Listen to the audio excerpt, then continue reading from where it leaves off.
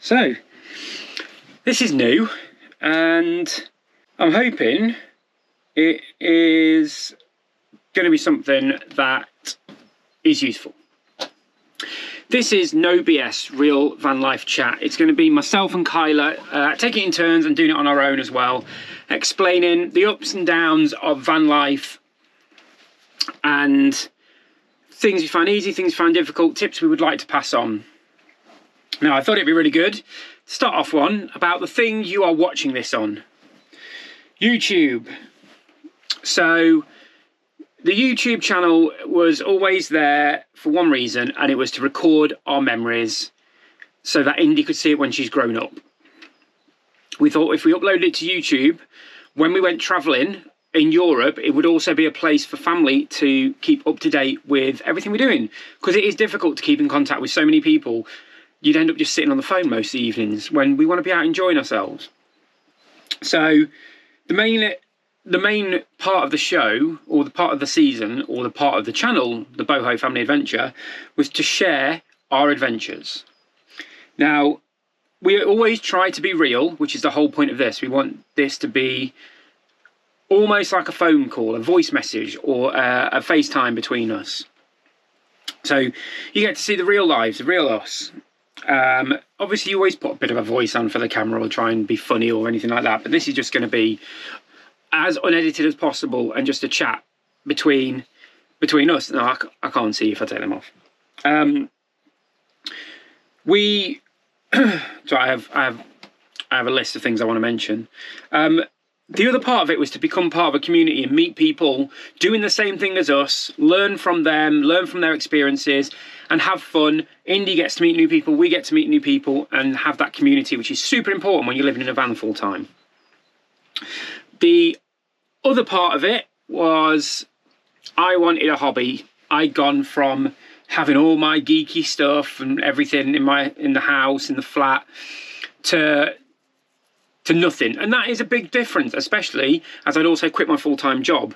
So I'd gone from having loads of things to do all the time to nothing. And that is very difficult to do. And there'll be a future episode about that. So I just wanted something. And I know friends of mine who are good with video editing, and they are proper videographers and they do amazing work. And Kyla is a fantastic designer and she's so passionate about it. I have my retro gaming business, but it's a chunk of the year we go flat out and it's done. So I wanted this channel to be something for me as well, without sounding a bit too selfish. Now, our process for videos is, I don't know if it's the same as anyone else's or different, but we try to be real. We want to show the places we go so you guys can go as well. And we try and make it as entertaining and as pleasurable to watch as possible. So I haven't got fancy gear. This is a GoPro Hero 9, which isn't even the latest version of GoPro. I've got an iPhone 12 and I've got a DJI Mini 3. So, oh, and Indy's got a £40 fake GoPro. And we feel for the amount of content we can make, obviously we're not making money, but we don't have loads of money spare. That was the right thing to do. I would love a big camera. Kyla is a photographer in heart, and she would love a proper camera. But when you're looking at thousands of pounds, when you live on the road and you have minimal income because you do less work because you don't need to do more work, if that makes sense. We don't need a lot of money to live in a van. So why should you work and earn tons more? As much as it's amazing to have money and stuff, we'd rather have the experience of being in the van and being as a family in the van as well. Now, the whole point of this video is to tell you it is really difficult doing YouTube.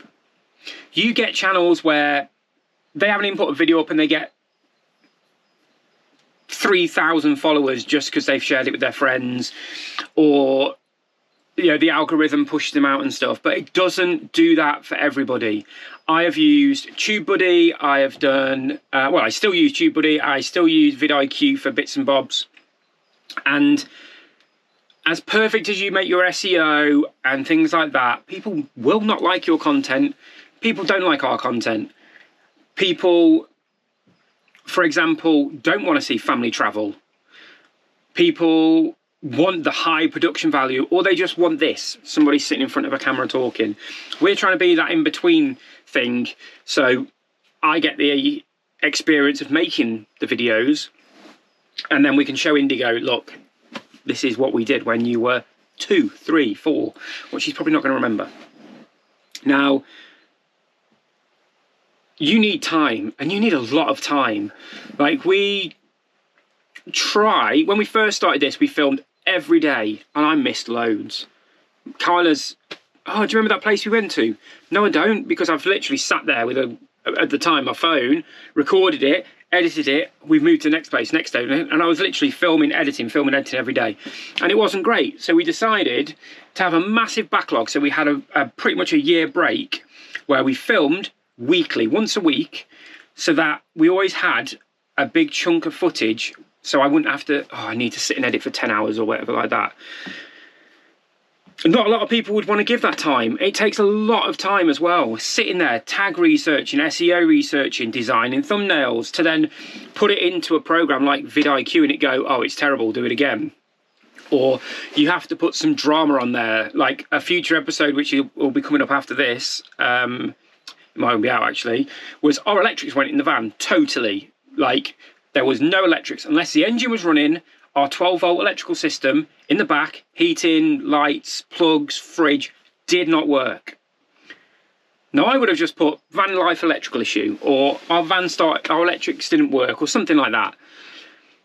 YouTube wants you to put extreme danger, van life chaos and things like that, which is fine. I understand you have to work the algorithm, but it takes time. Sorry, I'm just getting my notes. It takes time, and you need to be able to put all that effort into it. Learning to edit, even if you're doing it with Canva or DaVinci or Final Cut Pro, or I use Adobe because Kyla already has it through her work. It's hard. Just learning, like I've recently learned, as you will see from other videos coming up, a title screen that goes invisible and you kind of go through it just to make a difference. But I can tell you now, I've learned it. It's on every video because it's something I learn, and I'm not having a chance to learn much else. Colour grading is basically a no-go.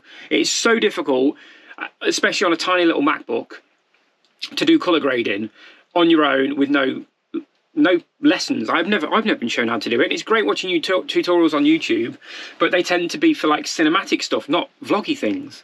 So you need to put the time into that as well. Talking about tutorials, endless video watching of how do I set the GoPro up properly? How do I edit in Adobe? How do I make the right thumbnail? What is a good thumbnail? What is a good travel vlog? What do people want to see? Going on to AI, you know, help write scripts or layouts, or what do people want to see? Great research on ChatGTP, by the way. Highly recommended. I know people are a bit up and down with AI, but if you just type in there, what are 10 things people search on YouTube, it comes up.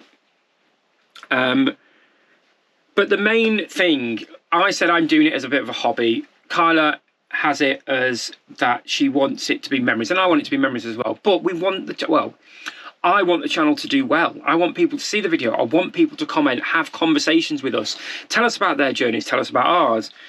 And to spend all that time and only get 100 views is heartbreaking sometimes. Some videos I've put up and I've gone, yeah, it's not great, but it's what we want to put on. It's the memories we want to remember. And I'm happy if it gets 50 views. But then when I watch some videos back of what we've done, I'm like, do you know what? That's really informative. That's really funny. That's a really well edited video.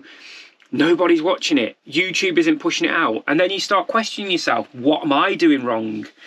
Fair enough. If people don't want to watch the videos, that is fine. They are for us. But I would love to get that little bit extra, the community.